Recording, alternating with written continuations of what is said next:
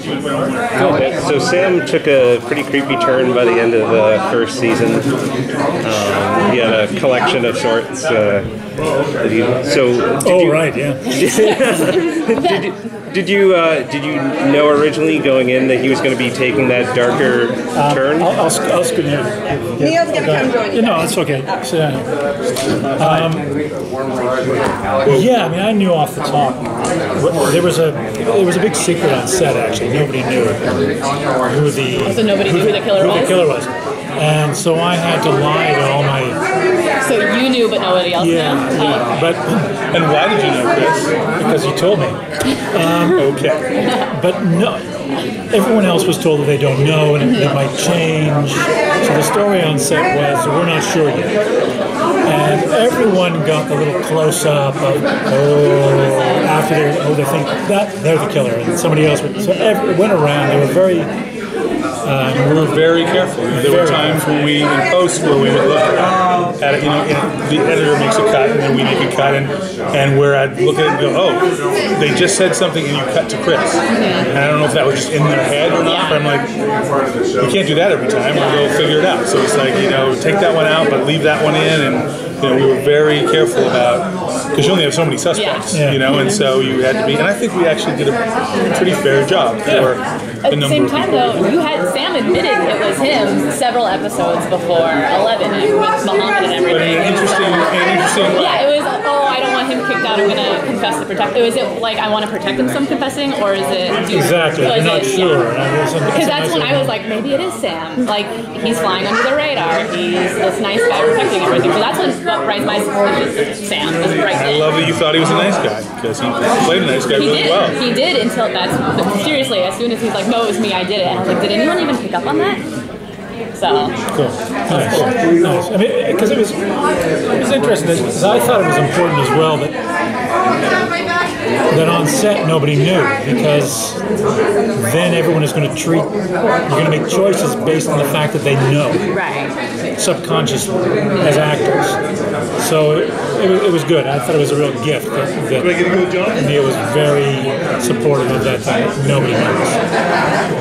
So it was a good place to be. The big question is, what can you tell us about season 2? What can you tell? Well, I think you touched on it briefly. I don't know if you were in the room with us or not, but it is, the devil's playground that this man has stumbled into. For a guy with the inclinations that he has to have been turned and have the abilities, now have his hearing back and have increased strength and kind of is now living outside the boundaries of normal, moral human behavior. It's just a free-for-all. So we've created a kind of Garden of Eden for him, where for everybody else it's hell on earth. So it's an interesting dichotomy between the same place, how different people feel about it. Yeah, he's having a great time. Yeah, there's no problem. Now he doesn't have to hide for Sam anyway, which I think is interesting. I mean, because I think of anyone who's involved in human beings who like to go hunting and take that step up from, we like to think of ourselves as the apex predator, but are we really? Well, we really are when we have a high-powered rifle. Then we're at the top of the food chain. There's just no competition. Whereas Sam has had to hide that part of himself his whole life. And now he just gets to, he's number one. He's at the very top, and he's having a great time.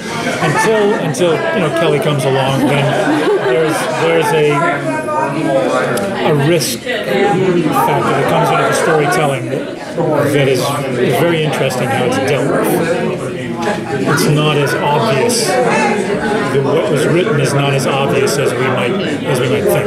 How that climax comes to be. And I guess as a human and as a vampire, I don't think it's giving anything away to say that a lot of his concerns have remained the same. His connection to Muhammad hasn't changed. When he first turned, and they were the fighting and trying to stay alive or away from it, that became just physical. But I don't think his emotional world has changed a great deal. So, but he's changed as a person. So, how do you deal with that? that's one of the places we tried to take that character. Is if we put those characters back together, how will they respond to each other?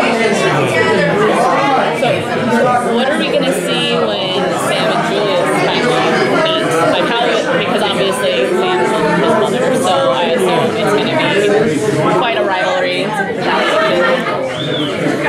think it's safe to say that they do meet up. Okay. There is it's again, it's dealt with in a very interesting way. Okay. It's not what I was expecting. And that's the interesting part of this, is that it's not what is expected. I think that's part of the long. It's fair to say it's part of the long game as well. I would be lying to you to say that's going to come to a climax. Okay. There is, lots of people cross paths with different groups than they started out with last year. When they are fractured and then they rejoin together, and very quickly they're pulled in different directions, and new alliances are made. And very few people get what they want. Yeah. The apocalypse ends up being just like life, except it has vampires as well. Shitty, but now we've added vampires. Just in a kind of a broader question, for those who have not watched season 1, they've got plenty of time to catch up before season 2 premieres. What would we tell our audience as far as this is not just your typical vampire show? What would you say is going to sell them on checking out the previous season as opposed to watching the stream? Instead of just, like somebody would say, well, I got a vampire show I watch, right? Sure. Well, I think for me, the thing that keeps me interested and going forward as a writer is the emotional core of it. That from the beginning, we wanted to make sure that the vampires were only part of the problem. That people still have all the issues that they have as people only it's now they're put into a life or death situation. But if you don't care about those characters, and I don't mean you have to love them. I'm not a huge believer in I have to love everybody. It's do I find them interesting? That's what keeps me coming back on any show, is if I'm compelled to find out what happened to those people. And I think that's what we do a pretty good job of week after week, on top of providing, because we're connected, unlike the Strain, we're connected to a very classic source, taking nothing away from Stephen King. Isn't that right? Yeah, Stephen King? They look very similar. Yeah, right. They don't at all. Similar styles. Why did I think that was just not connected to him? No, not at all. But being connected to that Dracula source is, I think we're beholding to, and using the name of Van Helsing, we have always felt compelled to use the lore in some fashion, but to be free to break away and do whatever we want to do. Right. And to play in Stoker's playground. So I think you give people what they think they want, and then give them something that maybe surprises them as well. Take them into a place that they think, oh, I didn't think this was going to be as emotional as that, or that there would be any laughs, or So the more you can do that, make them surprised and care about the character. That's why I think the actors don't play it tongue in cheek. They play it very very much like everything's life or death, and I think that's different than a lot of vampire work I've seen in the last 10 years or so. So that would give someone hopefully enough stuff to say this is different than what I'm used to. Fantastic. I have one question. Because Kelly said she was 6 months pregnant when you guys started shooting. Yep. Does that play into the story at all, or is Vanessa not pregnant at all? She's not pregnant. Okay. She's not at all. No. In fact, Did you guys hide it? we do. Okay. Sci-Fi found out like within like a couple of weeks that 2 different stars. Been up, White on Earth. Yeah. And I think we were the second. And they went, "What are you kidding me?"